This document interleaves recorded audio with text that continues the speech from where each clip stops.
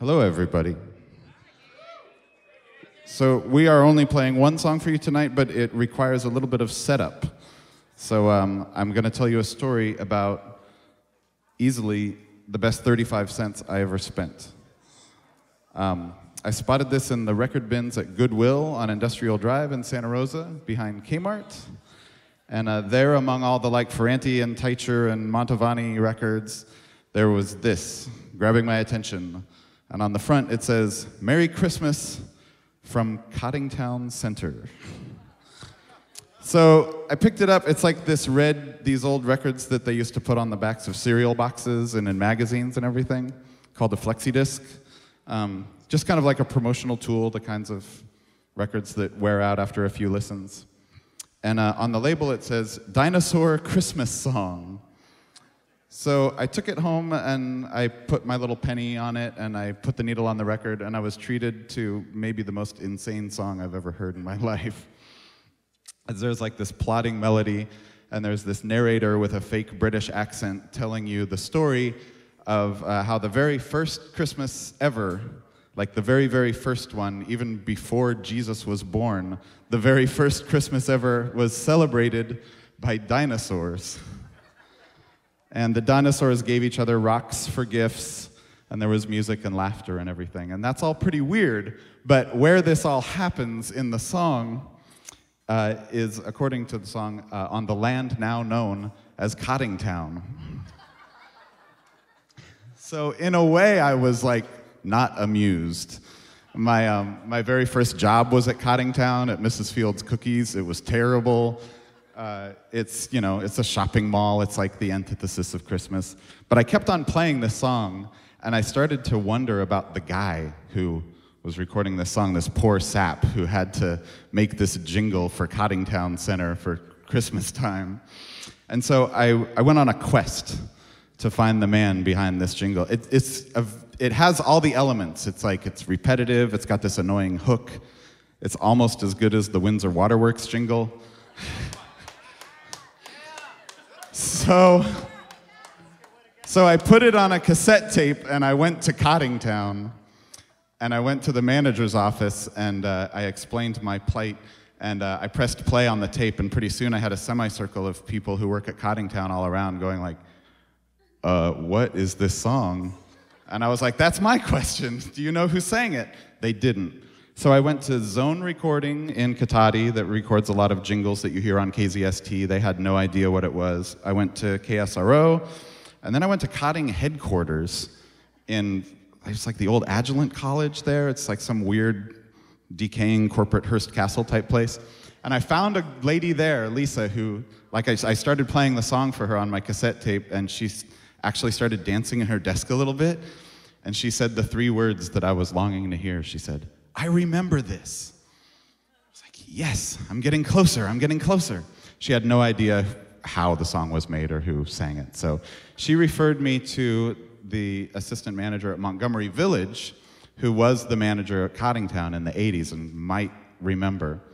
So I went there and she wasn't there and I wrote her a letter and she didn't call me. And then I left messages for her and she didn't call me and I was starting to get kind of annoyed with her. Finally, one day, I stopped by, and she was there, and she came out kind of oh God, it's the Dinosaur Christmas Song guy. And she said, well, all I remember is we used to do this annual thing called Breakfast with Santa at Cottingtown, where kids would come and eat breakfast and get to meet Santa.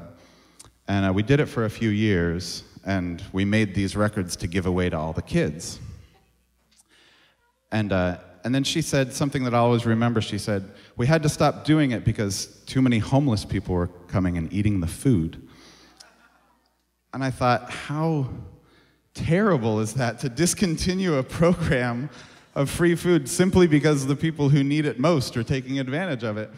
But that's not really why I was irritated with her. I was irritated with her because she didn't know who sang the Dinosaur Christmas Song. And even more importantly, she totally did not care. So anyway, the mystery remains. Somewhere, the man who recorded this song is still alive, I assume. And I still listen to it every single year. And even more than Johnny Mathis, even more than Brenda Lee or Frank Sinatra, This is the song that lets me know that it's Christmas time in Santa Rosa, on the land now known as Coddingtown. So we have done something very stupid and learned this song, and we would like to perform it for you now. Thank you very much.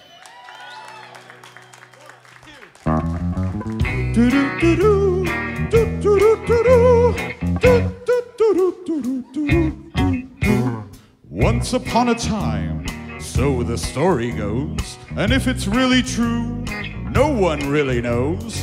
Great big dinosaurs walked around in the land now known as Coddingtown. In the land now known as Coddingtown. They were oh so big, so the story goes, 80 feet or more from their heads to their toes, and they swam and they played just as happy as you please, eating leaves and bushes and sometimes trees. Eating leaves and bushes and sometimes trees.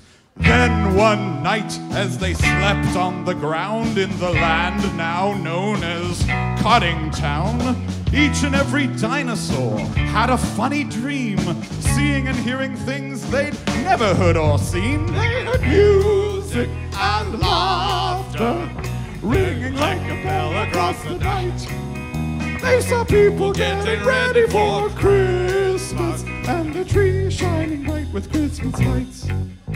Well, they didn't know the Christmas story, it's true. If you'd been there, they could have asked you. But they knew that they dreamt about something good. So when they awoke, they went and got some wood. Well, they didn't have bells, and they didn't have lights, but they had good feelings, so that's all right. And here's your Christmas tree about 1,000 feet tall, surrounded by presents, just rocks, that's all. Surrounded by presents, just rocks, that's all. And there was singing and laughter in a funny kind of prehistoric way. Dinosaurs who dreamt about Christmas long before the first Christmas day. So now you've heard the way this story goes, and if it's really true, no one really knows of great big dinosaurs dancing all around in the first sort of Christmas at Coddingtown. In the first sort of Christmas at Coddingtown.